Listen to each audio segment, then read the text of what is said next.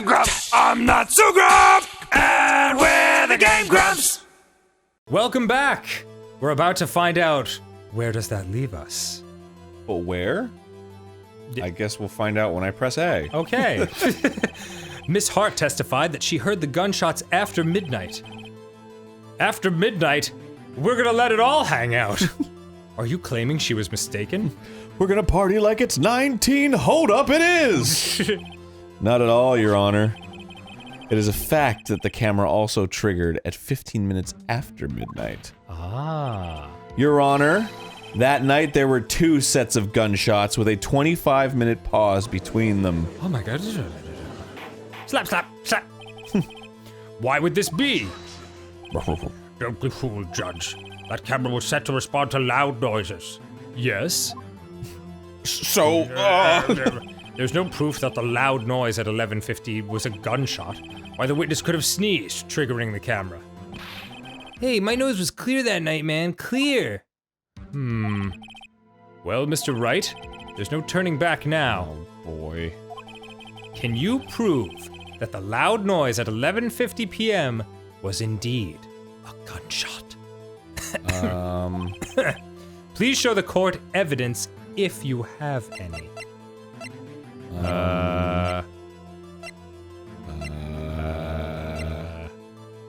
Fired 3 times. Oh, there you go. 3 times? Yeah, no one's ever said. Yeah, no one's ever said more than 2 shots. So people were, so everyone was right. Oh dear. There Yeah. was 1 shot earlier and then 2 shots later. There it is, dude. This is my evidence. The murder weapon? Something about this pistol was bothering me, Your Honor. Both of the witnesses who testified yesterday heard 2 gunshots. However, the murder weapon was fired 3 times. When, then, was the last shot fired? Only now have I realized It was the truth. the first shot. That 3rd shot was the shot Larry heard just before midnight. Just before midnight. Brown sugar! Order, order. I'm getting a little carried away. That would make sense of the evidence we've seen so far. Did you find that one in the records room? However, this leaves me wondering exactly what did happen that night on the lake. Yeah, no shit. That's what we're here to find out, you idiots. Exactly. If this is true, there were 2 sets of gunshots separated by 25 minutes. It's like we're solving a murder here. One at 11:50, another at 15 minutes after midnight. Why, I ask you, why? I better think of something quick. Wait a second. Gunshots separated by 25 minutes.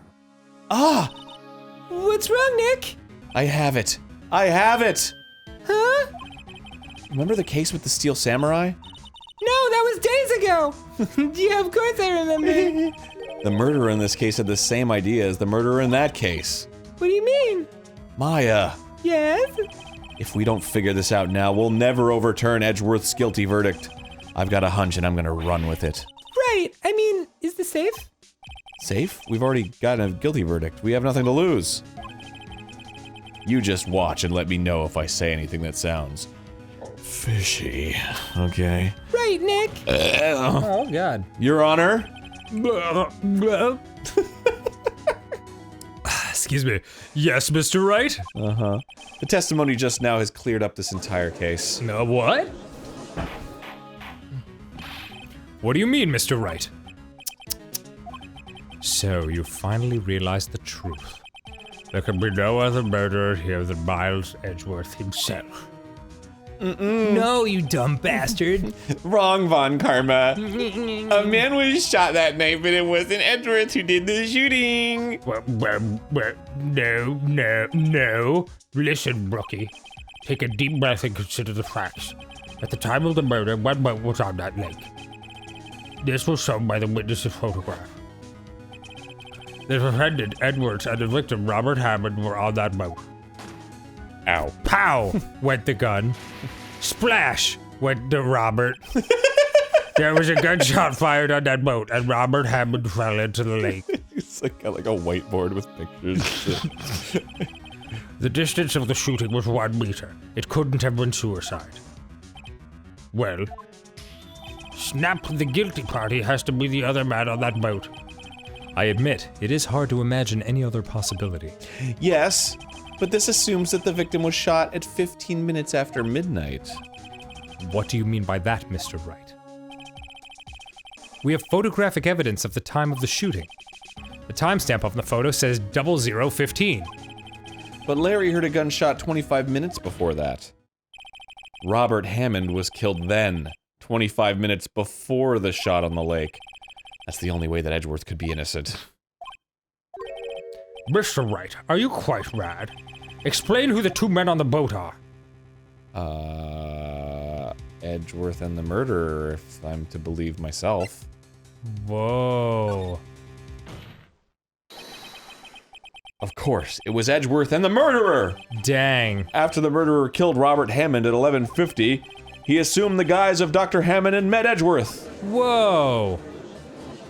What? What? Are you serious? Yes, I guess. Edgeworth won't tell us why he went to the lake that night. However, I have a hunch. That night, Robert Hammond called Edgeworth to the lake. Now, Edgeworth didn't know Robert Hammond's face that well. That's why he didn't suspect anything when the murderer took Robert Hammond's place. I'm not sure what to make of all this. Ludicrous. Aren't they on a boat together? Mr. Wright, It's not like they just like showed up in the same... tell us the name of the murderer then. The murderer's name? Right, it's... Oh boy. This is scary. I don't know. Actually, I don't know the murderer's name. Oh, cause it's the old man. Oh. Bah, again you waste my time. I don't know because he never told us. The murderer is the caretaker of the boat shop, that old man!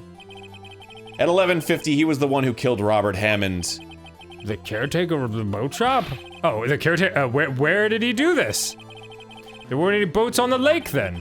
It's Yanni Yogi. Why would he have to go all the way out on the lake just to shoot someone? May I suggest that the real scene of the crime was not on a boat? What? Well then, where did the murder take place? Show the judge where the murder really took place. Okay. The boat shop, I guess? Oh. I mean, where else would it take place? Yeah, nowhere else, I guess. Oh yeah, because it would have to be close enough that it set the picture thing off. So yeah, try the boathouse. Word. Or the boats. Here, of course, the boat shop where he lives. That way he could meet with the victim without anyone seeing. Do you have proof that the boat shop was the scene of the crime? No. Recall Larry's testimony, if you will. Definitely not, yo. Whee! The hell? Went the Larry. That night he was out on the lake in a boat, Okay. searching for something. Duh. He finds it and returns the boat. Then just as he's starting to head for home, he hears a gunshot. He heard a gunshot, Your Honor, even though he was wearing headphones at the time. In other words, the gunshot was very, very close by, and that's my flimsy argument. And where would that be if he had just returned a boat? Why in the heckin' boat shop, of course? Not guilty, let's eat pasta. The boat shop. Mr. Wright. Yeah? What happened that night on Gourd Lake? I don't frickin' know. But the game will explain it to me. Please tell the court from the beginning. You got it. Yeah, Nick, are you sure about this? Sure, not really, no. Great. But I think if I start at the very beginning and I take it slow, I might just be able to figure this out. That night, the caretaker of the boat shop called Robert Hammond to his shop. Ah! Scary! This was around 11:50. That was when the gunshot that Larry heard was fired. After that, the caretaker put on Robert Hammond's coat. He became Robert Hammond. Then he got in the boat with Edgeworth and went out into the middle of the lake. Then who fired the pistol on the boat, Mr. Wright? The Boat shop caretaker.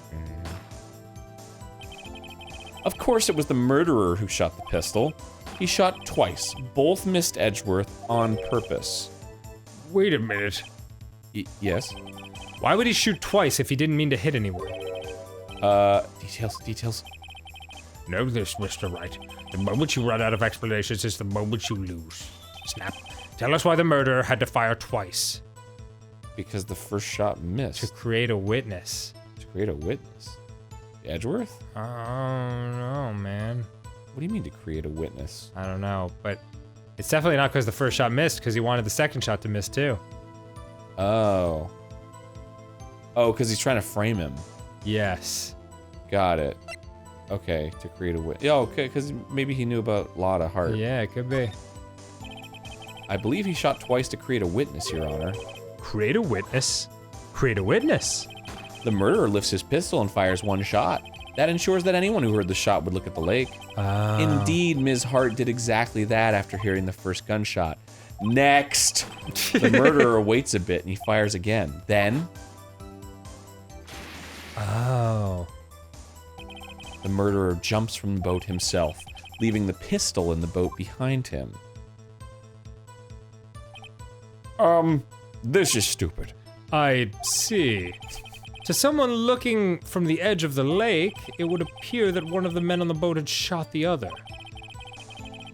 The murderer didn't know about the automatic camera, of course. That's why he shot twice to draw attention to the boat. Once you realize that, everything else falls into place. Boat shop caretaker swam back to his shop, then he put Mr. Hammond's wet coat back on the body, and threw the body into the lake. This is what happened, Your Honor. These are the events that transpired that night on Gourd Lake. These are the days of our lives. That's stupid! I hate that. Bailiff, bring out the witness from before. The boat shop caretaker, quickly! Okay. Oh, it's time to get this MFer. This MFer. Yeah, man. Very well. While we're waiting for the caretaker, I would like to ask the defendant, Miles Edgeworth, a few questions. Ooh. Mr. Edgeworth, please take the stand. Oh, here we go, baby. Here we go, baby. Mr. Edgeworth. Uh-huh. You heard what the defense has said? Yes. Well, why did you go to the lake that night? What Wright has said was mostly correct. Astonishingly so, actually. Yes. Several days ago, I received a letter. The letter was signed Robert Hammond. Ooh. He asked me to come to the boat shop by the lake at midnight on Christmas Eve. He said he had something very important to discuss with me. My death. Something important? Yes. I'm sorry. I can't say what it was. It was a glory hole experience. Sounds good. Oh, Your Honor, sir. Bailiff, we are conducting a trial here. I ask that you remain quiet. The witness has disappeared. He isn't at the boat shop either. What? What should I do? Find him, quickly! We cannot allow him to get away! Okay. Alright, ring Stop a ding yelling dang at do, me, alright? okay? And harshen my mellow. Jeez. Mr. Von Karma, your witness has disappeared. Uh-oh. A sure sign of innocence. Indeed. A search warrant has already been issued. It goes without saying that I cannot declare a verdict under these circumstances. I will extend the trial until tomorrow, the final day allowed. Damn. I request that the police department utilize all its forces to find that witness. Find that crazy old man! Am I understood? One more thing. Just who is that boat shop caretaker? And how much is that doggy in the window? I think his identity has become very important to this trial. It's Yanni Yogi. I want him. And I want to know who he is. And I want him. Very well. Court is adjourned. Bring him to me. Next time on GameGrumps, Hell yeah. you will bathe him and bring him to me.